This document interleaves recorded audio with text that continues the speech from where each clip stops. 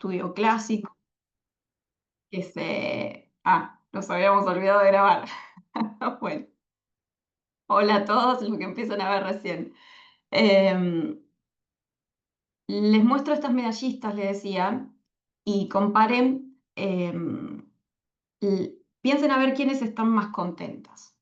Si comparamos, vamos a tomar especialmente las de plata y las de bronce. ¿Sí? Dijimos plata y bronce. Si ustedes observan, parecen más contentas las de bronce que las de plata. Este estudio clásico se hizo muy famoso porque es muy contraintuitivo, pero la realidad es que está respaldado por investigaciones y lo que se hipotetizó es que las de plata, también había varones en el estudio, los de plata se comparan con las de oro y sienten que casi lo lograron. En cambio, las de bronce se comparan con haber quedado fuera del podio. Entonces es como si las de plata dijeran, uy, podría haber ganado y me salió mal. Y las de bronce es como si dijeran, Dios mío, un poco más y me quedaba fuera del podio, ¿no? Eh, y en el trabajo, ¿qué pasa con estas comparaciones?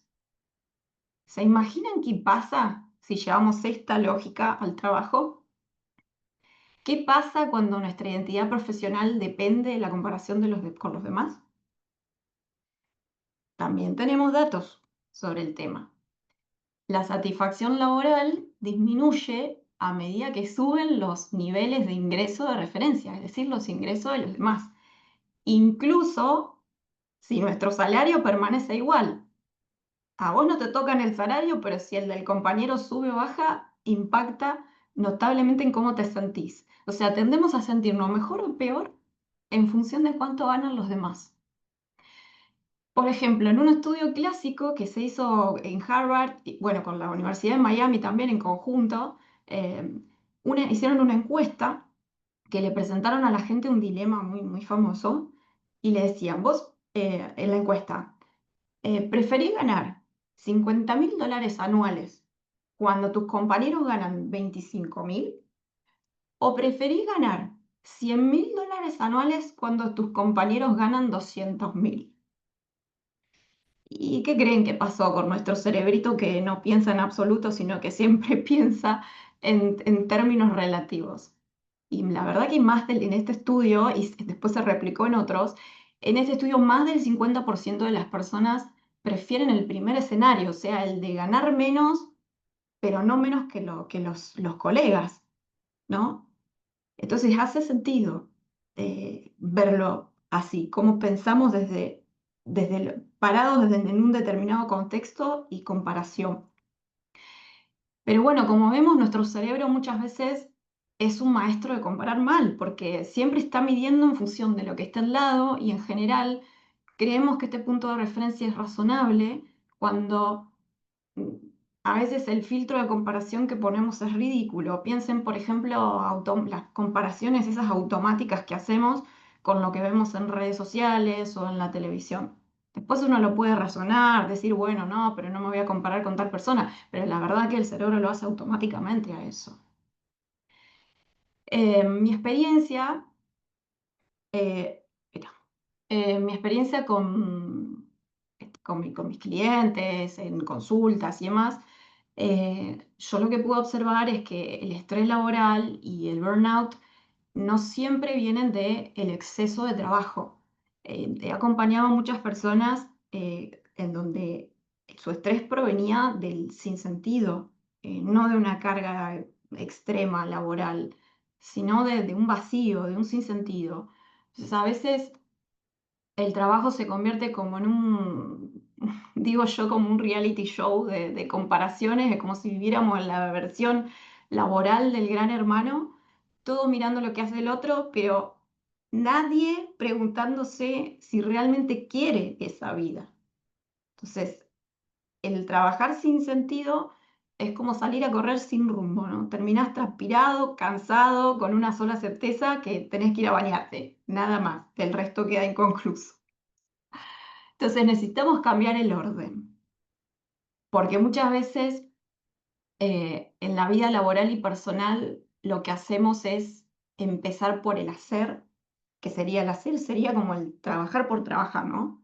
Y con eso intentamos obtener dinero, bienes materiales, prestigio, títulos, papers, ¿no? Recién ahí creemos que podemos ser alguien o sentirnos alguien, ¿no? Es decir, nuestra identidad muchas veces queda definida por el trabajo y por lo que obtenemos con nuestro trabajo. Pero ese camino está invertido. Lo que yo creo que es más sano y sostenible es empezar en el ser, que es nuestra identidad, o sea, en función de nuestros valores. Los valores son lo que nuestras guías de acción, lo que en el fondo de verdad nos importa. Por supuesto que para conocer nuestros valores tenemos que mirarnos a nosotros mismos, conocernos bien, saber desde dónde venimos, hacia dónde vamos, ¿no? Y cuando hablamos de este nuevo orden, ahí hablamos de algo más amplio, que es la visión personal. La visión personal es como un sistema más global que involucra distintos elementos. Mira, yo me lo dibujo en mi mente con esta metáfora, que toma la metáfora de la brújula, que la verdad que lo pensé, la uso hace años a esta metáfora.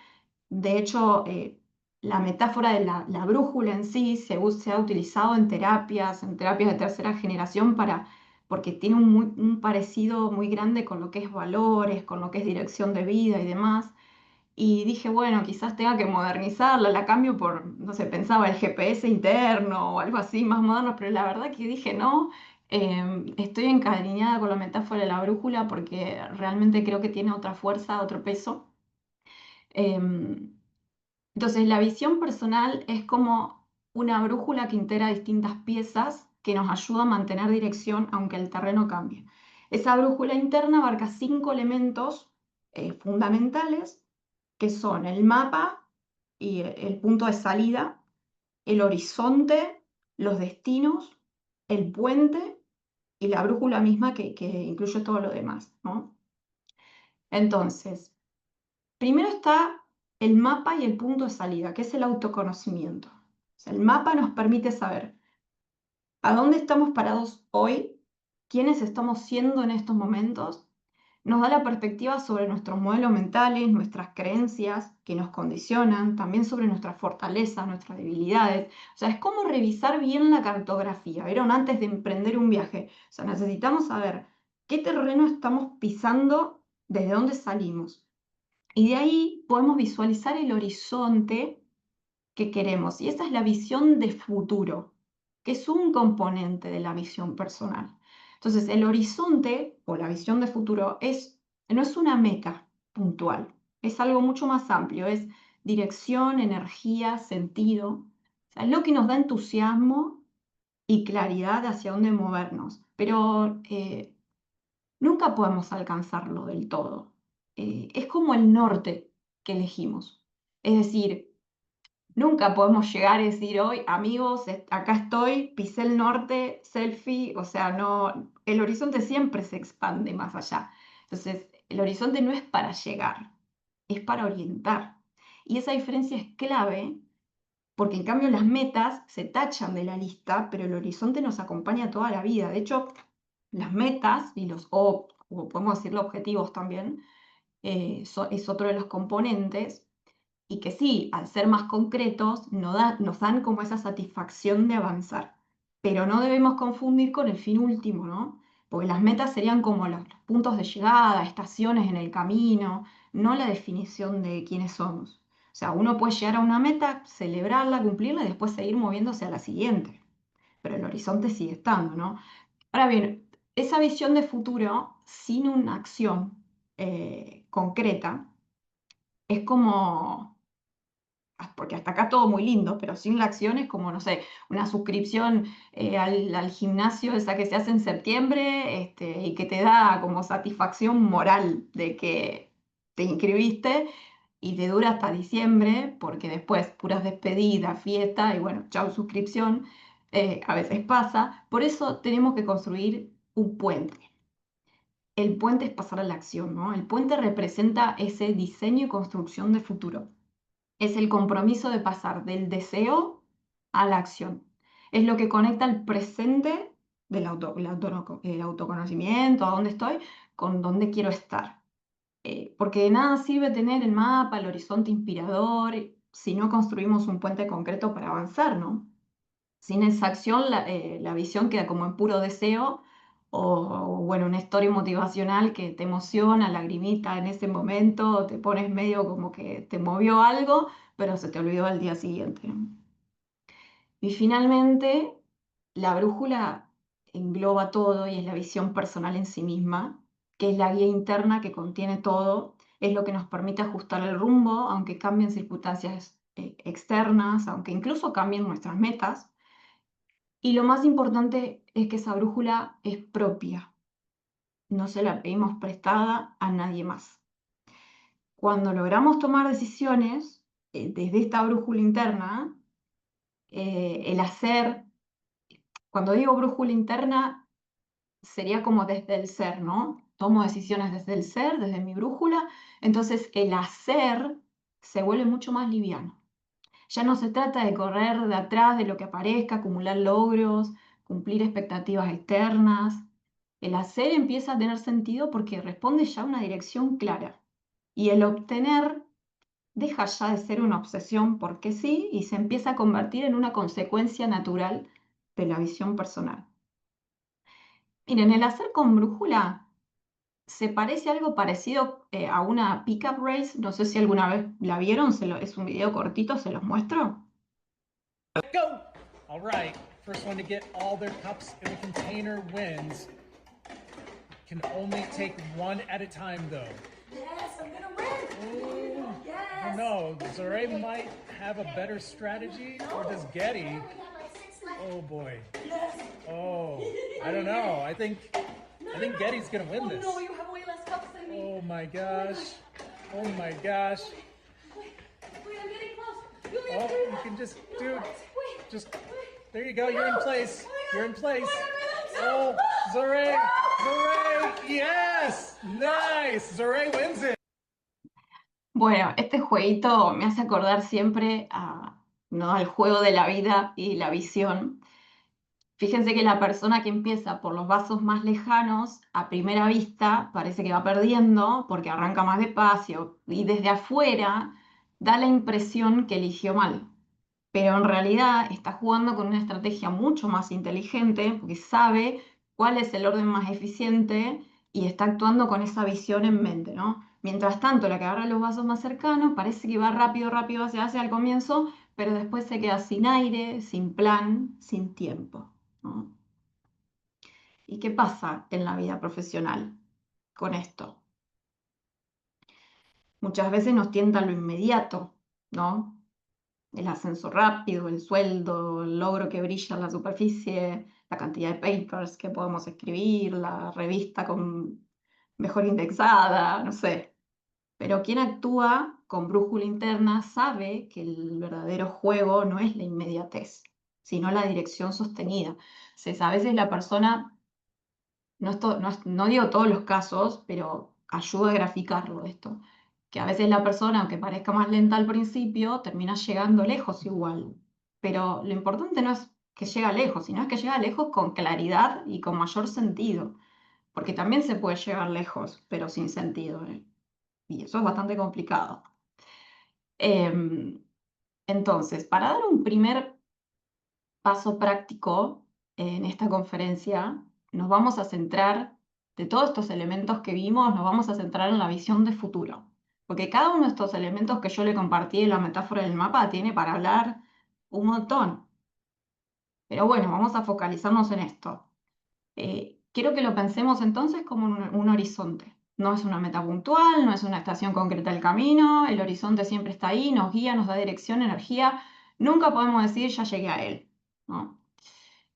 Pero veamos qué características tiene que tener una buena visión para que realmente funcione como horizonte. Por un lado, tiene que ser clara y precisa. O sea, cuanto más nítida y real sea la representación que tengamos en la mente, más fuerza de atracción e impulso a producir en nuestro interior. Las imágenes mentales actúan como un tipo de programación interna que condiciona nuestras emociones y nuestros comportamientos. Esto tiene un tinte que por ahí uno lo escucha y parece un poco rebuscado, como un poco de, uy, el poder de la mente, pero la verdad es que tiene mucho aval empírico, todo lo que es visualización y la relación que tiene con el comportamiento, ¿no? De hecho, tomo también otro estudio muy clásico del psicólogo Dennis Waitley, que descubrió trabajando primero con astronautas de la NASA y después, bueno, lo aplicó a atletas olímpicos, que los hacía ensayar en imaginación, mentalmente, las rutinas de lo que tenían que hacer en el campo, ¿no? Eh, y los medía con equipos de biofeedback, que son todos dispositivos que se ponen en el cuerpo, en la cabeza, como para detectar movimiento, y se activaban cuando los evaluaba y los atletas o los astronautas pensaban en lo que iban a hacer, se les activaban las mismas zonas, o sea, los mismos músculos y en la misma secuencia, eh, y solo lo estaban ensayando. O sea, y era como que en la mente estuvieran haciendo la rutina real. Entonces, la mente en realidad no distingue si lo estamos haciendo de verdad o solo lo estamos ensayando. También pasa con los miedos esto y la ansiedad, pero bueno, eso es otro tema. Si ya estuvimos ahí mentalmente, entonces nuestro cuerpo encuentra más fácil el camino para llegar. También otra característica es que tiene que ser valiosa y relevante para uno mismo. O sea, la visión tiene que estar apoyada en valores propios, porque lo valioso para uno puede no serlo para otro. Y algunas personas, bueno, conservan una misma visión a lo largo de toda su vida. Esto no es lo más común, al menos de mi experiencia, yo de haber escuchado historias de tantas personas, no me parece que es lo más común. Lo más común es las personas que van adaptando su visión según las etapas, según decisiones de vida que va tomando. Es como que van cambiando prioridades, se van modificando algunos valores quizás, pero lo importante es que cada vez que la persona va construyendo esa visión, le va dando sentido en función de la etapa vital de vida que está en ese momento, ¿no? Y otra gran característica es que tiene que ser desafiante, porque una visión de futuro debería sí inspirarnos, pero también tiene que asustarnos un poquito. O sea, si es demasiado cómoda, chiquita, no van a aparecer emociones como el entusiasmo y el coraje, por ejemplo. Y necesitamos entusiasmo, necesitamos la emoción como motor para accionar. De hecho, bueno, Miguel Ángel tiene una frase que me gusta mucho y dice él que el mayor peligro no es que nuestra meta sea muy alta y no la alcancemos, sino que sea muy baja y la logremos, porque eso también genera a la larga insatisfacción. Entonces, me gustaría que compartirles para qué, después de ver esto que es mínimamente teórico de cómo es que es la visión, cómo la podemos interpretar, también entender para qué sirve en la práctica cotidiana. Y lo agrupé en tres bloques para que veamos desde lo organizacional, después hay unas cuestiones ambientales y después más desde lo personal. Cuando digo organizacional, no, y uso la palabra organización, estoy incluyendo también, por ejemplo, los institutos de investigación, pueden considerarse una organización, o también no hablo de corpos, también están los emprendimientos, las pymes, ¿eh? Entonces, funciones claves que puede tener trabajar sobre la visión y enfocarnos en esto.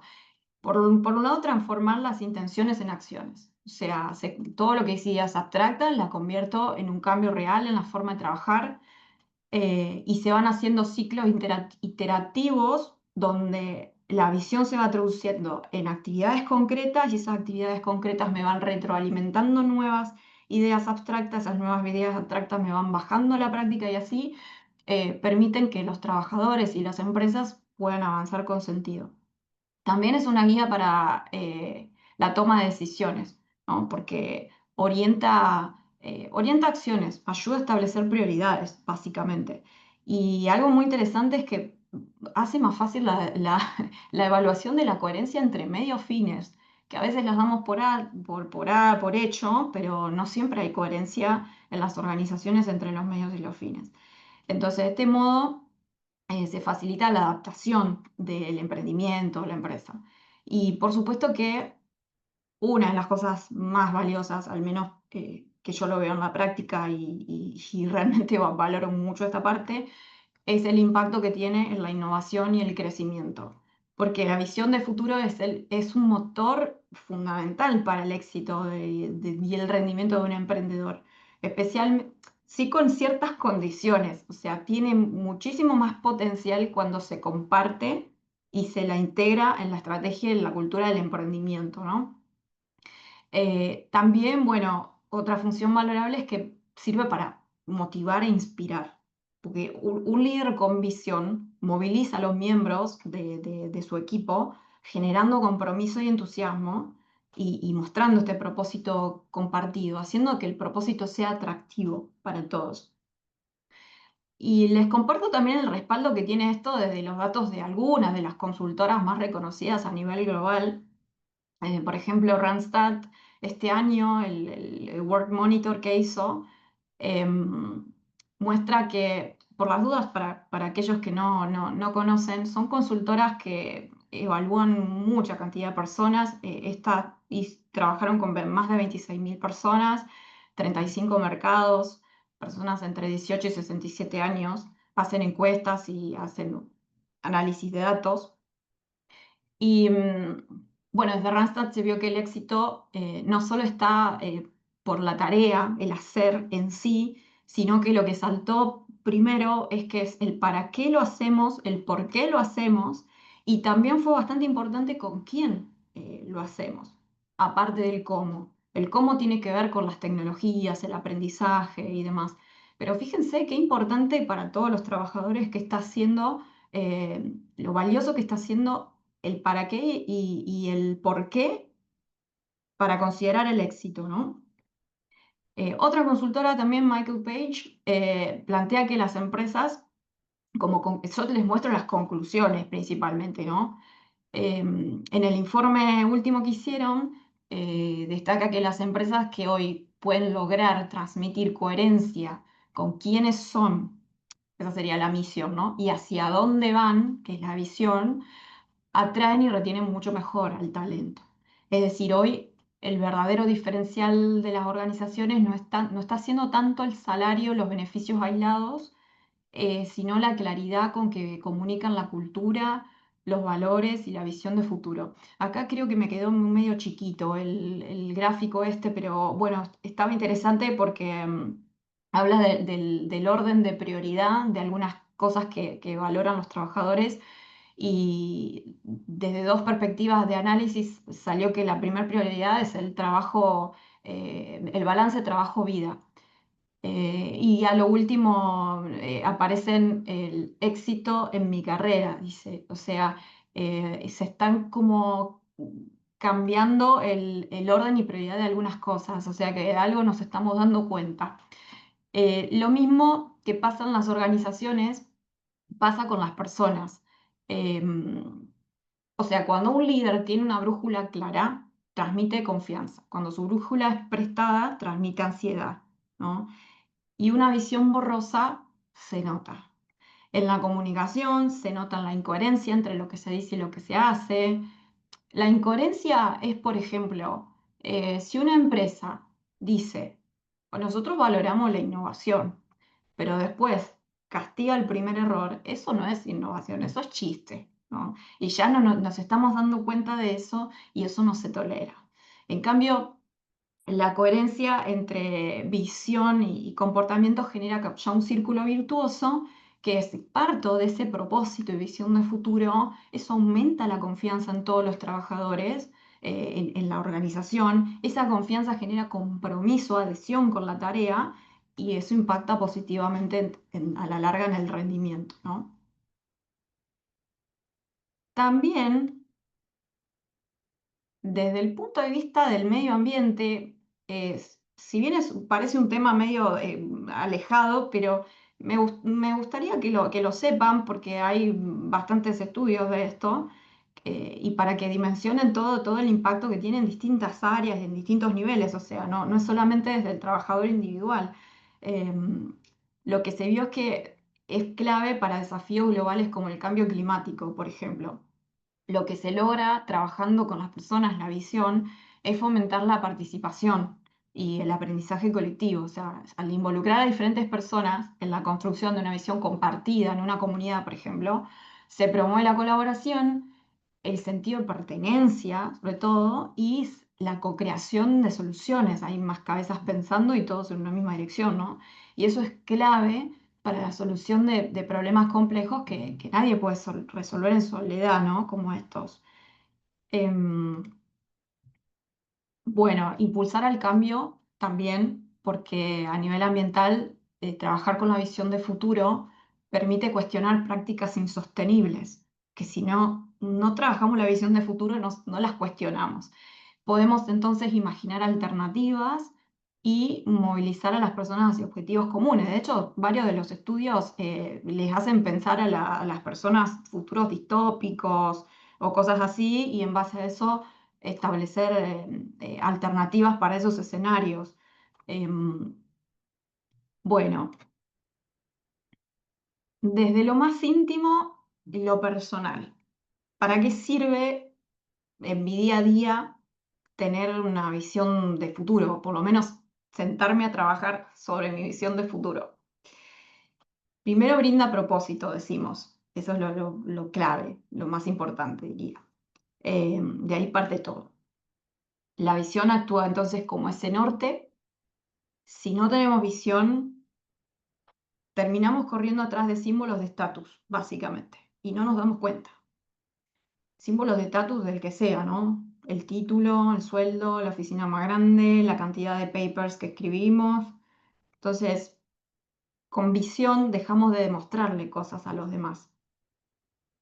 Y el problema de no tener visión, de no trabajarla a la visión, y esto parece frase armada, la verdad, pero es algo que lo veo mucho en las primeras consultas y es todo un trabajo hasta que la persona hace clic y se da cuenta de esto, y es un fenómeno muy común, lamentablemente, es que cuando no desarrollamos la visión propia, no es solamente, ay, no encuentro mi propósito, no sé cuál es mi propósito, no, es que generalmente estamos trabajando para hacer realidad la visión de otra persona o de otros. Y como yo les digo a mis clientes siempre, ni siquiera te paga comisión, ¿eh? Porque por lo menos si tendríamos algún beneficio, no, nada.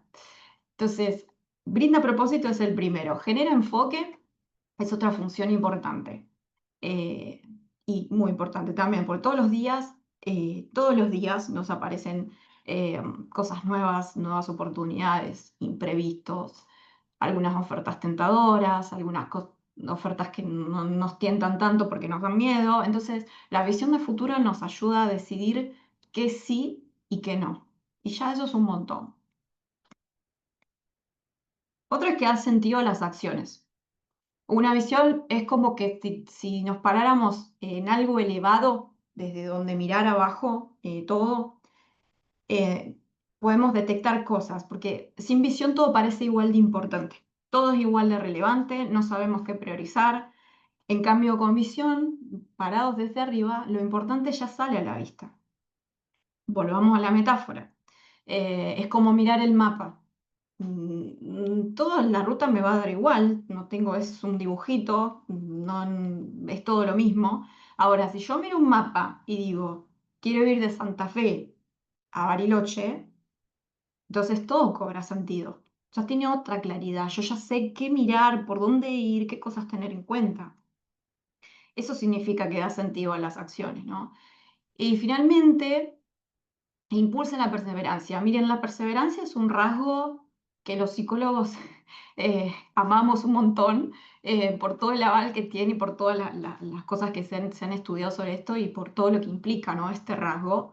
Em, es que la visión genera esta chispa de energía que permite atravesar dificultades, ¿no? Es bastante común que los emprendedores que alguna vez construyeron, no siempre, digo, es bastante común que alguna vez estos emprendedores que hicieron cosas grandes tengan historias de intentos previos que no funcionaron, ¿no? Y lo que lo sostuvo no fue solamente quizás la suerte o el talento y demás, fue quizás y hasta principalmente el compromiso con la visión que tenían, ¿no? Bueno, frase famosa, quizás la leyeron por ahí. Edison lo resumió así: después de 138 intentos fallidos con la bombilla eléctrica, y él decía, no, yo nunca fracasé, solo descubrí 138 maneras de no hacerla. La única posibilidad de que no lo lograra hubiera sido morirme antes. En el ámbito emprendedor, una visión clara ayuda a identificar oportunidades, especialmente en tiempos de crisis, y alimenta la perseverancia, que decías hoy, ¿no? Y la perseverancia refuerza la capacidad de actuar sobre las oportunidades. Fíjense lo que pasa en un emprendimiento que se define únicamente por lo que hace, sea por su... Estos son algunos términos empresariales, hablamos por ahí, el hacer es la misión, y el ser está más armado desde la visión, pero para no enrollarme por ahí, em, piensen en un emprendimiento que tiene una misión centrada, un hacer centrado en un producto concreto. Eso corre un gran riesgo, porque imagínense que esa empresa dice, bueno, somos la empresa líder en vender computadoras de escritorio, por ejemplo, como esta que tengo acá. Me encanta, yo capaz que lo sigo, amo las computadoras de escritorio, son lo más, pantalla grande, pero si mañana las computadoras de escritorio quedan obsoletas, esa empresa también queda obsoleta. En cambio, si yo al hacer eso que hago, ese producto que hago, la planteo desde el ser y además le agrego una visión de futuro con propósito y sentido, la empresa podría decir, nosotros ayudamos a las personas a trabajar de forma más productiva. Hoy son computadoras, mañana será de otra forma. No sé, quizás alguna otra tecnología, qué sé yo, no, ni nos imaginamos qué puede ser. Pero se entiende, la dirección sigue siendo clara. Entonces, el futuro de un negocio, instituto, llámenle a lo organizacional, ¿no? Depende de cómo respondemos a la pregunta de ¿para qué existo como empresa? ¿Qué valor aporta mi negocio más allá del producto? Por ejemplo, y lo mismo pasa a nivel individual. Si definimos nuestra identidad solo en función de lo que hacemos o de lo que obtenemos, corremos el riesgo de quedar obsoletos también, o de ir cambiando de rumbo en rumbo con cada contexto, como hoja que la lleva al viento sin dirección propia, o lo que conviene, o me voy a postular para los trabajos que se pagan más, o escucho mucho también a los chicos cuál es la carrera más rentable, ¿no? Entonces, si una empresa se puede preguntar, ¿qué valor aporta mi negocio más allá del producto? Nosotros en nuestra vida personal podemos preguntarnos también, ¿qué valor quiero aportar más allá de lo que hago y lo que obtengo en mi trabajo? En definitiva, la visión de futuro como horizontes termina siendo una herramienta práctica, trabajándola para poder enfocar la mente, alinear el corazón, sostener la acción, ¿no? Es la que transforma cada pasito que vamos dando todos los días en parte de un camino con sentido. Y bueno, parte del aporte que le quiero dejar hoy es que ya sé que esto es una conferencia, que no es un taller, pero yo igualmente quiero que se lleven unos micro ejercicios. Son muy cortitos y están cronometrados. No sé si conocen la técnica de escritura cronometrada. La idea es que funcione como semilla. Son dos ejercicios. Uno nos vamos a dar 2 minutos para pensarlo y el otro tenemos 1 minuto. Quien quiere lo hace, quien no quiere espera. Yo les recomiendo que aprovechen y se regalen esos pequeños minutitos para pensar algo y después lo siguen en su casa o en otro momento. Quien tiene, es pensar o escribir algo rápido, sin juzgar demasiado, yo ahora les voy a dar la consigna, Pueden apuntar palabras claves, dibujar algo, es solo una semillita. Ustedes pueden después ver seguir en otro momento, ¿no? Bueno, la primera le llamo Un día en mi futuro. La idea los que tienen dónde anotar, escriban, los que no tienen dónde anotar, mirada en punto fijo en algún lado, en una pared por ahí, y lo piensan, ¿sí? La idea es imaginar un día en tu vida en 5 o 6 años, más o menos un tiempo estimado, o sea, o pueden decir en el 2030, supóngase. Y les doy estas 3 guías. ¿Qué tipo de persona quiero ser? Es decir, ¿qué valores quiero que estén presentes en mi vida cotidiana? ¿Qué quiero estar haciendo? O sea, ¿qué tipo de trabajo, qué actividades concretas o qué tipo de vínculos quiero experimentar, por ejemplo? ¿Y qué quiero estar obteniendo? O sea, ¿qué resultado concreto se habrá dado como consecuencia de todo lo anterior? Este es el camino un poco más fino, un poquito más... no es fácil de hacer esto, ¿eh?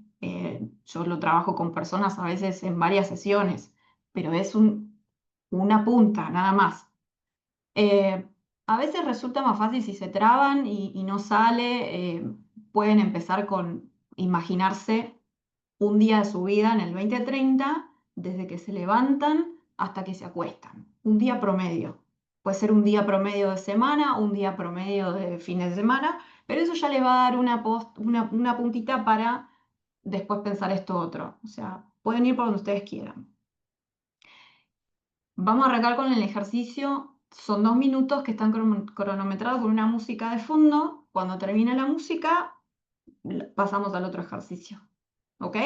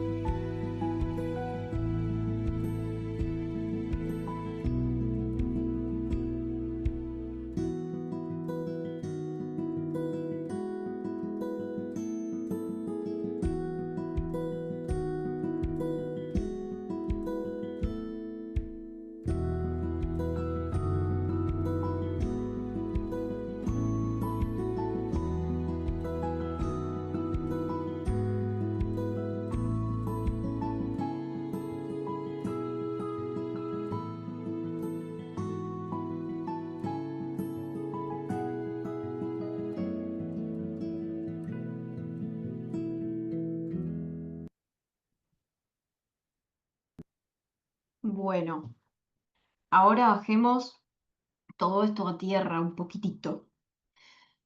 Me gustaría que elijan una acción pequeña, concreta, que puedan empezar mañana mismo o hasta podría ser esta noche mismo, que esté alineada con una visión que acaban de pensar en el primer ejercicio, ¿no? Algo en línea con eso. Ojo, no vale algo grandilocuente, que por más que inspirador que resulte, como, no sé, me quiero cambiar de carrera, mudarme a otro país, separarme, no sé.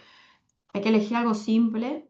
Puede ser, por ejemplo, agendar 15 minutos para leer sobre un tema que me importa mucho y que estoy postergando, por ejemplo. O puede ser simplemente mandarle un mensajito a alguien, algo que sentí, que conecté y que a alguien que le quiero decir, ¿no?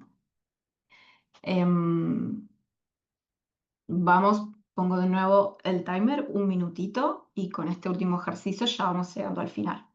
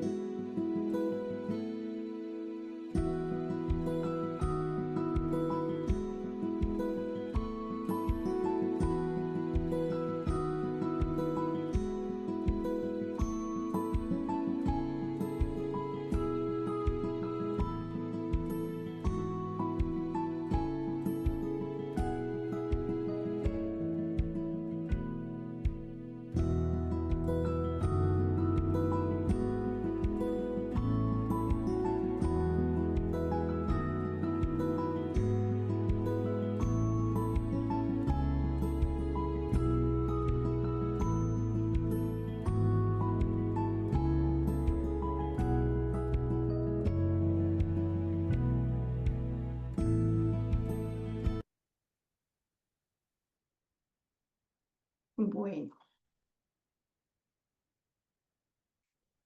Stephen Covey, que fue un pionero en el campo de la efectividad personal, la organizacional, una persona muy, muy respetada en el área, decía esta frase que a mí me encanta, que es que la mejor manera de predecir el futuro es crearlo.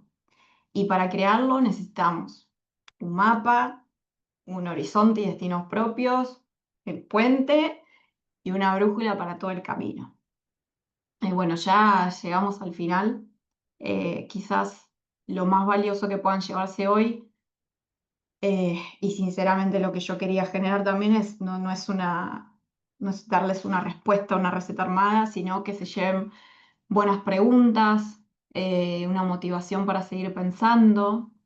eh, y bueno, vamos a ir cerrando esta conferencia. A mí me gustaría igualmente que quede un espacio abierto, un espacio para seguir preguntándonos, ¿estamos armando un puente hacia ninguna parte? Mucho esfuerzo para terminar en un lindo precipicio. ¿Estamos construyendo una carrera o solo corriendo una carrera? ¿Estamos midiendo nuestro éxito con la brújula de otros? ¿De verdad vamos a llenarnos la agenda y vaciarnos de sentido? Quiero regalarles una pregunta muy poderosa. ¿Quién quiero ser mientras hago lo que hago? Esa es la brújula. La invitación es que volvamos a nosotros mismos, a nuestro centro, y desde ahí trabajemos con propósito. Bueno, ahora sí quiero abrir el espacio para escucharlos, preguntas, comentarios, reflexiones, porque bueno, este tema no se trata de una receta única, sino justamente de visiones personales. Bueno, genial, Jessica. Excelente estuvo la charla. Gracias. Estamos viendo también en el chat comentarios muy positivos. Linda actividad, muchas Ok, gracias. Muy lindas las reflexiones que nos dejás, muchas gracias. qué Eh, lindo. y bueno, sí, podemos abrir este momento si alguien tiene alguna pregunta, quiere contar algo, quiere preguntarle algo puntualmente a Jessica. Libre. Si no, bueno, pasamos a las preguntas, pero si quieren, si alguien quiere aprovechar este momentito para hacer eso, algún valiente.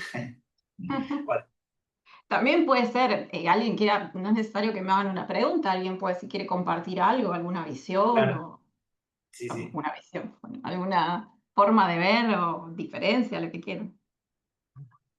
Bueno, si no, mientras alguien lo va pensando, vamos compartiendo algunas preguntas. A mí, Jessica, puntualmente de la charla me quedó como una, si tenés algún ejemplo concreto ilustrativo de esta situación personal. No sé si algo que vos hayas visto eh, en tus clientes, tus pacientes, o algo que vos crees, digamos, en este momento y nos digas, bueno, un ejemplo de visión personal. Por ejemplo, ¿cuál sería Sí, completamente? Por ejemplo, alguien que te diga, yo quiero ser qué. sí. Bueno, em, mm, vamos a llevarlo parecido a lo que nos compete en la charla. Por ejemplo, que alguien quiera que su visión de futuro sea ser un líder inspirador, ¿no? Esto estoy inventando, no estoy contando un caso real, esto estoy inventando. Pero bueno, hay casos, hay varios paralelismos ahí. Entonces, desde su rol profesional se plantea como objetivo, meta, mentorizar a su equipo en espacios semanales, haciendo X actividades. Entonces, se propone hábitos, diseña un puente, ¿no? Hábitos sencillos, coherentes, con, por ejemplo, leer 10 minutos cada mañana un artículo sobre liderazgo y después al otro día ir y compartirlo en modo de reflexión con su equipo.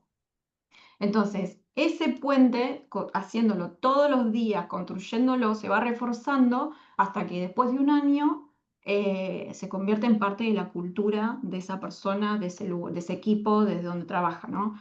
Entonces, es como tener ese eje, es decir, visión, es decir, qué tipo de persona quiero llegar a ser eh, y cómo construir pasos concretos para llegar a eso. Hay muchas formas y la redefinición del éxito tiene mucho que ver con esto. Bueno, trabajando con colegas, este sí es un caso con un colega que trabajé, un colega psicólogo, que bueno, estaba bastante frustrado, había trabajado muy bien, pero se fue al exterior y en el exterior había como mucha competencia en lo que él hacía y sentía básicamente que estaba fracasando en su carrera. Y lo que trabajamos era empezar a ver, bueno, qué es fracaso para vos, qué es éxito para vos. Y lo que buscando en su interior se dio cuenta es que estaba definiendo básicamente el éxito por la cantidad de pacientes que tenía. Y lo hacía en modo automático. No es que cuando pudo hacer consciente eso, pudo empezar a ver, bueno, no, yo no quiero que eso sea, es como decir la cantidad de papers, más o menos, ¿no? No quiero que eso sea el indicador de mi valor, de que si yo soy buen profesional o no soy buen profesional con eso. O de que si gano más o menos, porque, por ejemplo, lo que pasaba es que ganaba muy bien también él, pero la novia ganaba más. Ese es el problema. Entonces, ahí están los puntos de referencia, ¿no? Y pero los dos estarían muy bien. Entonces se comparaba con otro psicólogo y yo gano muy bien, o gano, pero me comparo con mi pareja y no. Entonces, es entender qué es el éxito para cada persona y cómo yo quiero que esa definición sea, ¿no?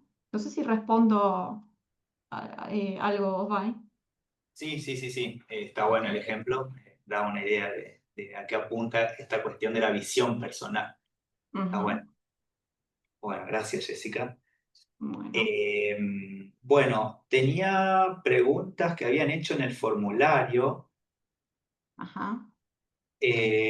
Bueno, hay varias. Vamos a empezar con una. Eh, Esta dice, por ejemplo, ¿en qué encontrar el éxito personal cuando la realidad es tan cruda? Ujú. ¿Cuáles serían las estrategias para encontrar en las pequeñas cosas la satisfacción en lo laboral? Bueno, sí, la realidad muchas veces no es muy amable. Eh, a veces las exigencias laborales son altas, siguen estando, hay mucha incertidumbre, contexto económico, podemos sumarle muchas cosas. O sea, negar eso sería irresponsable, ¿no? Pero bueno, justamente por eso necesitamos redefinir a qué le llamamos éxito.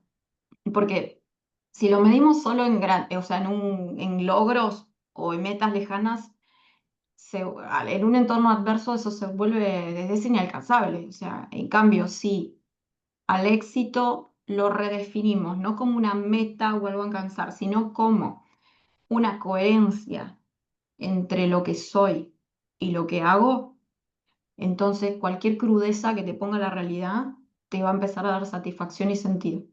Y acá traigo esto, es medio un clásico, porque la verdad que no sé, este hombre, cuántas veces lo han citado en total, no sé, en cantidad de ámbitos, a Víctor Frank, que era un psicólogo, que escribió un libro hiperarchi reconocido, que es El hombre en busca de sentido, en 1946, después de haber sobrevivido a los campos de concentración. Él decía que al hombre se le puede arrebatar todo, salvo una cosa, que es la última de las libertades humanas, que es la actitud personal con el que se va a plantar ante un conjunto de circunstancias para seguir su propio camino. Entonces, es un poco lo que yo quiero transmitirles, es que en realidad el éxito es también una interpretación, es una interpretación. Entonces, bueno, también decía que la pregunta apuntaba a la satisfacción, ¿no? ¿Qué estrategias prácticas para encontrar satisfacción en lo laboral, en las pequeñas cosas? Y la clave está redefinir el éxito en términos de proceso también, no de resultado. O sea, si no el éxito, a veces tenemos esta cosa inoculada así afuera de que el éxito es haber llegado a la cima de algo, ¿no? Eh, pero es caminar hacia un horizonte. Entonces, si yo sé que cada paso que doy está en coherencia con esa brújula interna, eso es un éxito. Eso es un éxito. Después es practicar la gratitud también. Pequeños logros que voy teniendo en el día, una tarea que me salió bien, una conversación honesta que tuve con un colega, poder haber dicho no ante este, una tarea que no llegaba y quizás el jefe me lo imponía, un problema no resuelto, haber podido hablar con mi director y decirle que no llegaba con la tesis en tal o cual punto. Son todas cosas que parecen eh, como que lo minimizamos, y realmente yo tengo sesiones y sesiones ayudando a las personas a lograr estas cosas, y que no son tan pequeñas cosas. Em, en psicología positiva, el tener registro consciente de estos logros, o sea, agradecértelo, incluso anotarlo y todo, realmente está comprobado que aumenta la motivación intrínseca. Bueno, y otra, enfocarse en lo que podemos controlar. No podemos cambiar la economía global, las políticas de la empresa, lo que quizás pueda hacer muchas cosas, pero si no puedo cambiar algunas cosas. Em, pero sí podemos decidir cómo gestiono el tiempo, cómo gestiono la energía, con quién comparto, qué energía pongo en qué cosa. Y eso es súper importante. Si les interesa esto del tema, pueden buscar el círculo de preocupación y círculo de influencia al que hablaba Stephen Covey, que decía qué cosas, cómo enfocar esto, de qué cosas podemos cambiar y qué cosas no, y cómo interpretar eso, ¿no? Bien. Eh, Bueno, entonces creo que respondí. Sí, sí, sí, excelente, Osvaldo, Jessica. ¿me permitías una pregunta? Sí, sí, Luis, adelante. Luis va a Hola Jessica, ser Luis. nuestro próximo Sí, orador, así que hola, un gusto Luis. un gusto tenerte, igualmente, Luis. igualmente, Adelante. muy brillante exposición, Jessica, me encantó. Y la Gracias. respuesta a esta última pregunta, impecable. No puedo Gracias. coincidir más con lo que acabas de decir. Mi pregunta es, siendo psicóloga y coach, cuando tenés una persona que quiere encontrar su propósito, su visión, Ajá. su ser y quiere llegar a ese proceso de transformación, ¿cuál es la técnica que te da más resultado? ¿El psicoanálisis o el coaching? Bueno, mira, yo desde la psicología siempre fui medio un outsider, desde el psicoanálisis nunca trabajé. Mi enfoque fue siempre muy, bueno, en su momento terapia cognitivo-conductual, pero mucho de psicología de aprendizaje, tercera generación. eh, terapias de conducta, análisis funcional de la conducta. O sea, mi mirada desde que empecé a estudiar fue muy científica, por decir, de ver y medir cosas.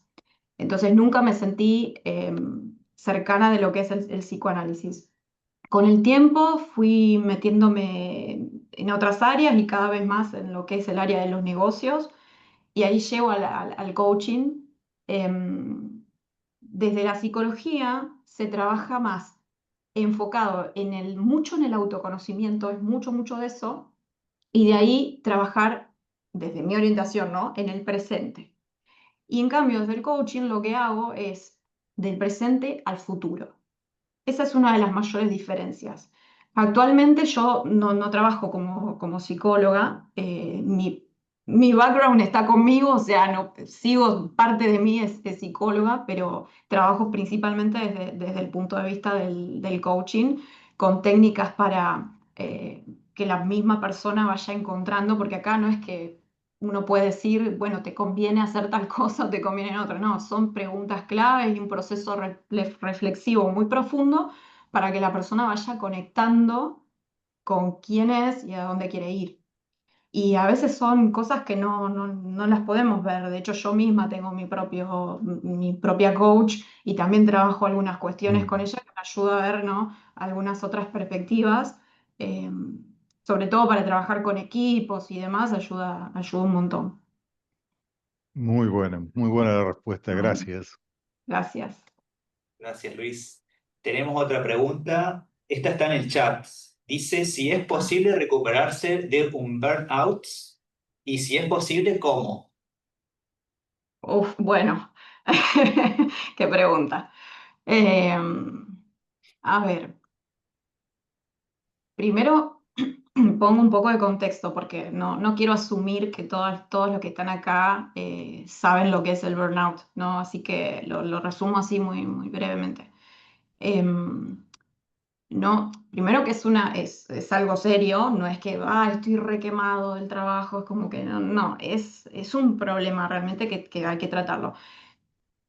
No es algo que aparece de un día para el otro. O sea, es un proceso lento y se lo grafico así. Es como si nos estamos bañando con agua que se va calentando de a poquito, y el vapor va aumentando cada vez más, más, más. Y casi no nos damos cuenta hasta que nos baja la presión y nos desmayamos, ¿no? En cambio, si entramos a una ducha con agua hirviendo, ya saltamos enseguida, no nos metemos ahí. Y el burnout funciona igual como el agua que se va calentando de a poquito. O sea, no siempre nos damos cuenta de que vamos entrando en un estado de agotamiento extremo hasta que ya es tarde. Entonces, en burnout, em, mucho de lo que tenemos que hacer es abordar en la prevención. Y porque es un fenómeno, y es un fenómeno multifactorial. O sea, no depende solamente de la persona. También depende del contexto, de la comunidad, de la organización, la empresa, ¿no? Porque, o sea, es una responsabilidad compartida. Miren, la persona tiene que aprender a reconocer sus señales corporales, su física, es responsabilidad de la persona eso. Poner límites, cuidar su energía y no solo su tiempo, ¿no? La comunidad funciona como espejo, o sea, comunidad me refiero a tus amigos, la familia, tu pareja, los colegas, cumplen ese rol de apoyo, pero también son espejo. El espejo es ese que te muestra algunas cosas que vos no estás viendo en esos momentos. O sea, es ese compañero o ese amigo que te dijo, che, me parece que estás muy gruñón o muy no sé qué, o te está pasando, ¿no? Entonces, registrar eso. Las organizaciones, las empresas, los institutos tienen la responsabilidad de crear contextos más saludables. O sea, ofrecer flexibilidad, claridad de roles, prevención de la sobrecarga de trabajo. Sabemos muchas veces que los directores en los institutos, no todos están formados para poder liderar un equipo, para saber cómo tratar a estudiantes o a sus becarios. Eso es natural, no tienen por qué saber cómo hacerlo, ¿no? Entonces, ahí tiene que haber, no quiero usarlas para como políticas o ciertas iniciativas que permitan formar a las personas para generar ambientes que prevengan el burnout. Porque, o sea, ¿cómo recuperarse una vez que sí? Sí, bueno, algunas cosas, ahora ya comento brevemente, pero la clave en realidad está en prevenir, para no llegar a eso. Em, bueno, que las herramientas básicas en burnout es principalmente la gestión de la energía. Una vez que la persona, bueno, se tiene que ir recuperando, básicamente tiene que hacer un espacio de recuperación, no hacer, o sea, es una persona que llega a un nivel que no puede trabajar, básicamente, tiene que dejar de trabajar por un tiempo hasta que se recupera. Pero bueno, mientras se está recuperando es gestionar energía, no solo tiempo. ¿Vieron que estamos muy acostumbrados a hablar de gestión de tiempo? Pero nadie habla de gestión de energía. El tiempo es lo cuantitativo, o sea, preguntarnos, bueno, ¿cuánto voy a destinar acá a time blocking y un montón de estrategias ahí? Pero, ¿y la energía? O sea, la energía es lo cualitativo, es decir, entender qué actividades nos chupan la energía, qué actividades nos llenan de energía, nos revitalizan. O sea, no es solo horas disponibles, es calidad vital, ¿sí? Eso, entender eso es muy importante y bueno, dentro de la metáfora de esto, eso es parte del autoconocimiento. Espacio de recuperación y tienen que estar, o sea, no pausa, descanso real, desconexión digital, no, el cerebro no es una máquina.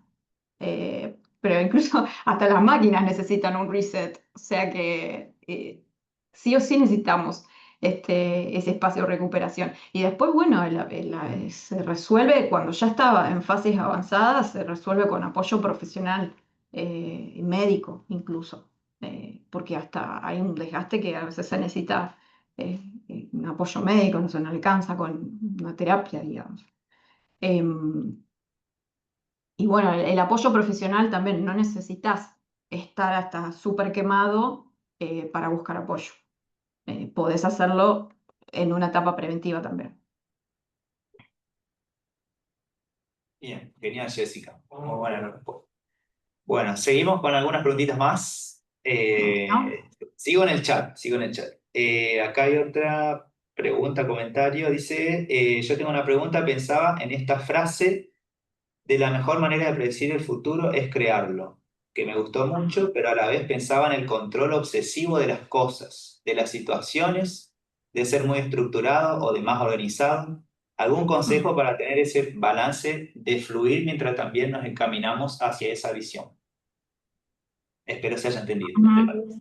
ujú, ujú. Ahí Esto el de tema. obsesionarnos con controlar todo lo futuro, incluso a veces entrar en cuestiones que no dependen de nosotros.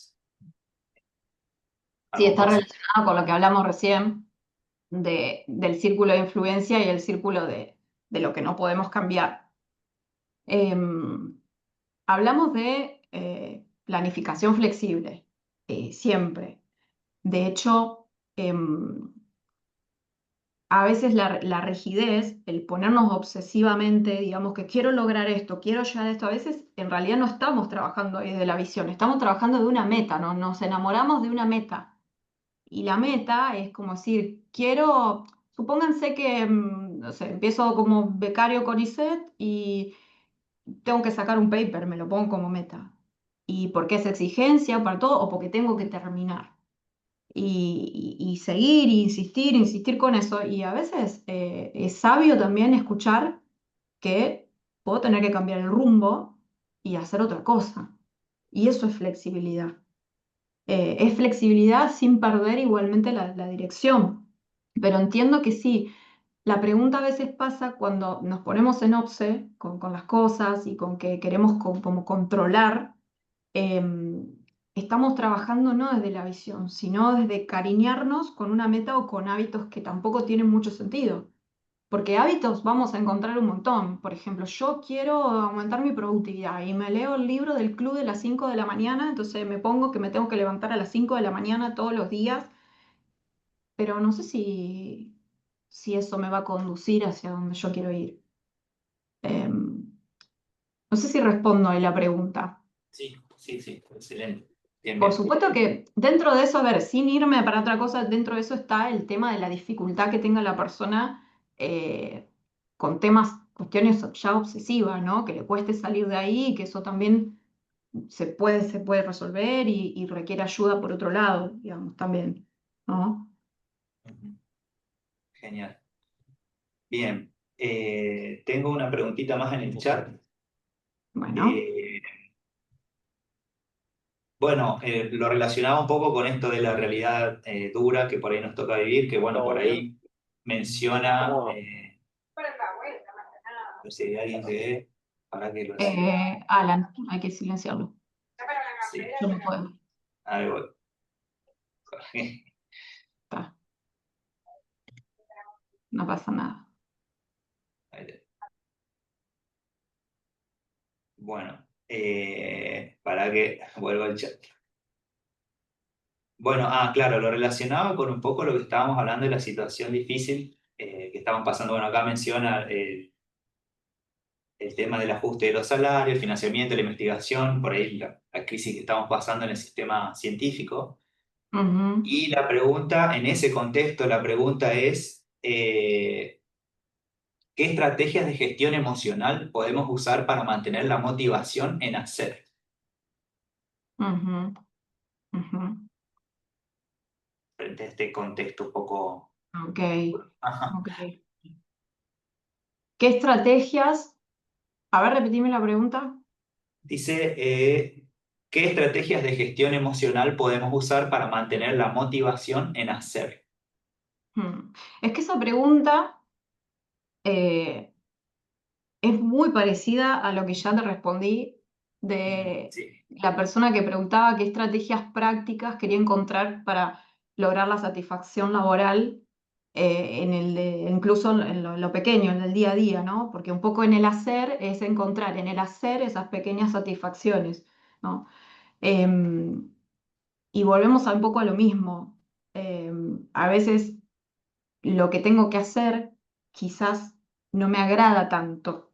Quizás como que la actividad en sí misma no es la que más me gusta, pero soy yo el responsable en encontrarle un sentido que le dé un propósito a esa actividad. Miren, se me viene el recuerdo de una clienta que se había ido a una experiencia en un trabajo para que la habían contratado en un lugar muy, muy, muy remoto de Argentina, lejos de acá, del otro lado del mundo. Llega al lugar y no le gustó el lugar de trabajo, no, se frustró, decidió que, bueno, mientras tanto se quería quedar en ese país, pero renunció al trabajo, no era lo que ella esperaba, entonces decidió empezar a buscar otra cosa. Y lo que encontraba eran trabajos que ella, ingeniera, pero eran trabajos que no calificados, por así decirlo, ¿no? O sea, trabajos que implicaban ensamble o recolección de frutos o cosas así, ¿no? Trabajos manuales. Y entró en uno porque básicamente tenía que vivir, no tenía para comer, sino se tenía que volver o ver qué hacía, ¿no? Tenía solamente guardado para el pasaje de vuelta. Y bueno, y lloraba, pues, se veía a sí mismo tipo Charles Chaplin en tiempos modernos, eh, ajustando, ensamblando cajas y piezas para una multinacional. Y era llorar y ver qué hago acá y qué hago acá y cómo puedo hacer esto, no puede ser que yo esté así. Hasta que de a poco, a partir de preguntas, y esto surgió de ella, fue entendiendo que esa era la forma de ver desde otro lado otro tipo de empleos a personas que ella después decidió ayudar, porque después de eso ya se dio cuenta que había habido un potencial en tolerancia a la frustración, en aprender a hacer algo totalmente distinto, en que la ayudaba a pensar afuera de la caja, que le abrió otras posibilidades, que conoció personas y demás. Entonces ella dijo, esto que estoy haciendo ahora no va a ser para siempre, es parte del camino que yo quiero hacer para cuando vuelva a Argentina, lo voy a aprovechar, lo voy a usar. Va a ser parte del emprendimiento que yo voy a hacer. Y ahora está con otra cosa, cambió de rumbo totalmente, pero le hizo el clic cuando encontró sentido en hacer eso. Nadie la obligaba a estar ahí, pero también, bueno, ya necesitaba para comer. Hasta que, bueno, un tiempo, después causó por otro lado. Pero se entiende esto de que hasta incluso aquello que no nos gusta hacer, tengo que invertir tiempo en mí mismo, decir, bueno, ¿hacia dónde voy? Porque si yo le puedo encontrar una ruta por ese lado, sirve. Si no la encuentro, y bueno, no, sí tengo que huir de ahí, básicamente. y que es una realidad a veces que también huir de algo, irme de un trabajo que no me gusta o que no me pagan bien y demás, también es válido. Pero yo puedo encontrar sentido en quedarme X cantidad de tiempo para así lograr tal cosa. Entonces también de nuevo el proceso. Uy, se me difuminó la cosa. Ahí está, a ver, ahí estoy. ¿Respondo con esto? Sí, sí, está excelente ese concepto de el usar por ahí una situación que uno tal vez no le agrade hacer o trabajar como un recurso para un propósito superior o más a largo plazo. Ujú, Es muy interesante eso. ujú. Eh, por ahí lo he implementado en alguna ocasión. Bueno, bien. Tenemos una preguntita más Bueno, que había en el formulario, en este caso, que, bueno, tal ok, vez, bueno, si a lo mejor está un poco respondida, a lo mejor un breve resumen. ok, Eh, la pregunta es, ¿cómo construir hábitos en base a mi propósito de vida? ok. Bueno, eso es una pregunta para hablar un montón. Ya algunas cosas lo tocamos, algunos puntos, pero piensen que los hábitos son parte del puente, siguiendo la metáfora, ¿no? Entre del autoconocimiento de la situación actual a los objetivos y metas. Entonces, el puente está construido de acciones sostenidas en el tiempo. Esas acciones, cuando se repiten, se transforman en hábitos. Y la idea es construirlos alineados con un propósito. Quizás con algún agregado de ciencia también, porque hay toda una ciencia de los hábitos. La clave está no hacer hábitos por moda, que es una de las cosas que les planteaba recién, porque muchas veces tomamos hábitos de otros también, aparte de la visión. Levantarse a las 5 de la mañana, como decíamos, vieron el famoso libro, es el club de las 5 de la mañana, yo siempre me río porque es una inspiración, no es que hay que levantarse a las 5 de la Sí. mañana, pero mucha gente se lo toma literal. Hacer cierta rutina, etcétera. Si eso no responde a nuestra visión personal, se vuelve una obligación hueca. O sea, y es lógico que no nos duren los hábitos. La pregunta que tenemos que hacernos es, ¿este hábito que elijo hacer me acerca a la persona que quiero ser y a la vida que quiero vivir? Pero ojo, también me tengo que preguntar, ¿este hábito que yo quiero hacer no está chocando con otros valores que yo tengo y que por hacer esto me está interfiriendo en otra cosa? O sea, yo puedo, por ejemplo, querer hacer ejercicio para ser saludable y estar fuerte 5 veces a la semana. Pero hacer 5 veces ejercicio a la semana, si yo lo veo en el aire, digo, buenísimo, re saludable, todo bien, es viable, el cuerpo se lo aguanta. Pero si yo, no sé, tengo un hijo y justo en los momentos de eso, yo todos los días me voy a perder X momento con mi hijo, entonces tengo que como ir conciliando. Entonces el hábito del librito que yo vi que hay que hacer tantas veces, actividad física, entonces siempre tengo que verlo en función de donde yo quiero ir. Lo otro que sirve mucho es pensar en roles. Los roles es partir nuestra vida en distintos roles. El rol profesional, familiar, el amigo, el aprendiz, el ciudadano, qué sé yo. Entonces, para cada rol me planteo objetivos. Y para cumplir esos objetivos, tengo que pensar en ¿qué acción, si la realizara a diario, haría que esto suceda o que sea más fácil de que suceda? Si, por ejemplo, quiero, mi objetivo, digo para que vean que no es tan como matemático. O sea, por ejemplo, si mi objetivo es estar mejor con mi familia, quizás un hábito puede ser dormir más o dormir mejor. Porque yo desde mi autoconocimiento entiendo que estoy malhumorado y que termino tratando mal o me llevo mal o no estoy porque por ese motivo. Entonces el hábito en concreto va a ser ir a acostarme, no sé, media hora antes o poner la alarma un poco más, pues si no, que quiero trabajar más, pierdo horas y bueno, pero ¿qué estoy ganando?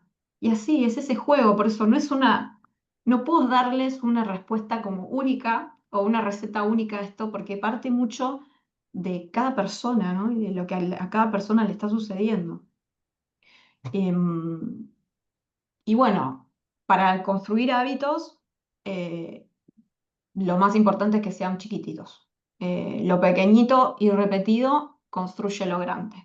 Eso siempre, no en estudios de psicología, en comportamiento, no hay hábitos que yo quiero de golpe correr una maratón y correr una maratón, no existe eso.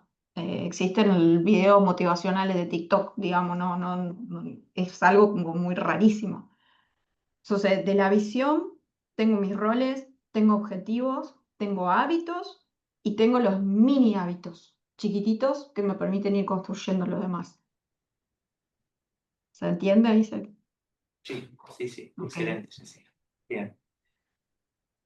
Bueno, no habiendo más preguntas, bueno, hay comentarios agradeciéndote, Jessica. Les gustó Bueno, mucho la un charla, placer. excelente charla, muchas gracias, muy linda la charla. Así que bueno, te agradecemos por haber estado con nosotros. La Bueno. verdad que está excelente. Por ahí hablamos con Lucas acá que está para hacer otro ciclo más de, Ah, entero sobre este tema nomás. Pero bueno, la idea es dar sí, un sí, hay poco, mucho para hablar de esto, sí. sí, la idea es dar como un pantallazo general de ciertos temas. Después, bueno, cada uno puede ir profundizando. Y bueno, vamos a tener ahora un próximo encuentro en septiembre con Luis, que está ahí conectado. Gracias, Luis, por haber estado ahora y gracias por haber aceptado la invitación para septiembre, donde vamos a ver patrones de comportamiento humano o algo así más o menos como yo lo entiendo, después él lo va a explicar bien. Así que bueno, va a estar muy interesante también esa charla, no se la pierdan. Y bueno, las otras que vienen en octubre y noviembre también. Así que bueno, creo que no había nada más por decir, así que vamos dando por finalizado el encuentro de hoy. Y los Bueno, esperamos entonces el próximo 23 de septiembre, creo que había quedado. Bueno, después le vamos a pasar igual el link y la fecha.